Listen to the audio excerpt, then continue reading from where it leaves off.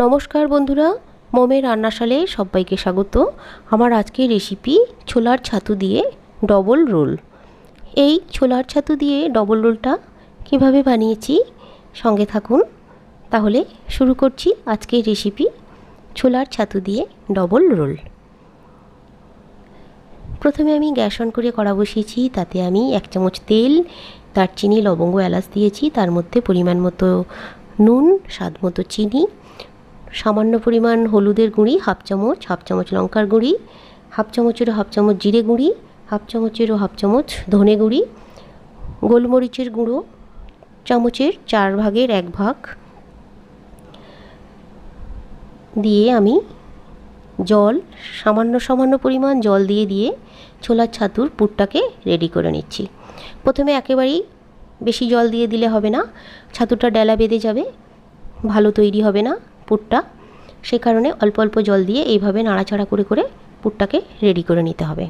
Ready হয়ে গেছে, পুরটা বেশ ঝুরঝুরে হয়ে গেছে। ওখান থেকে আমি এলাচ, দারচিনি এগুলো বেছে ফেলে দিচ্ছি। এগুলো মুখে লাগলে খেতে ভালো লাগবে না, সেই কারণে আমি এগুলোকে বেছে নিলাম। এবারে আমি ময়দা নিয়ে নিলাম 150 গ্রামের মতো। তাতে আমি 2 চামচ সাদা তেল ময়ানোর জন্য দিলাম, নুন দিলাম পরিমাণ মতো, নিয়ে দই দিচ্ছি 2 চামচ ভর্তি। এই দইটা আমার বাড়িতে পাতানো দই। আগামী দিনে আমার এই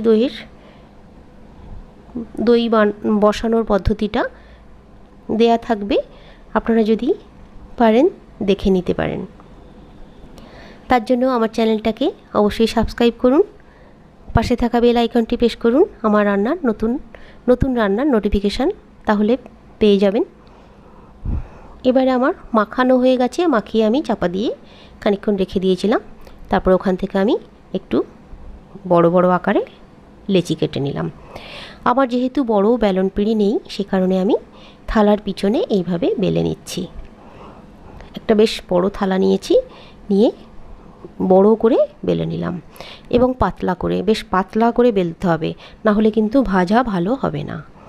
এবারে দুই দিক মানে বেলাটার মধ্যে, রুটিটার মধ্যে আমি দুদিকে পুরটা আমি দিয়ে দিচ্ছি।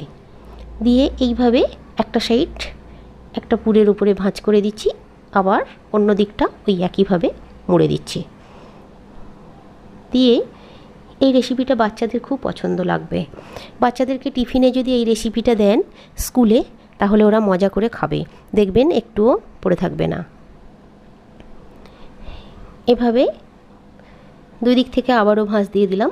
আমি জানি আপনারা আমার থেকে অনেক বেশি ভালো বানাতে পারবেন, আমি পদ্ধতিটা আপনাদেরকে দেখিয়ে দিলাম।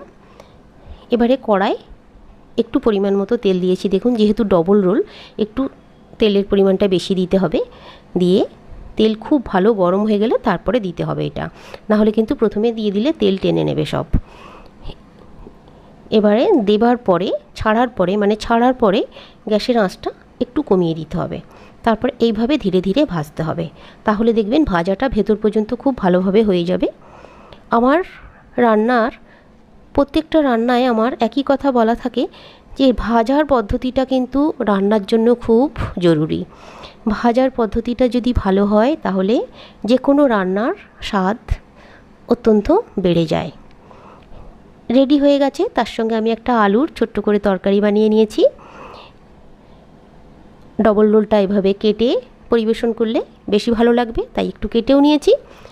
তাহলে সুস্থ থাকবেন, ভালো থাকবেন।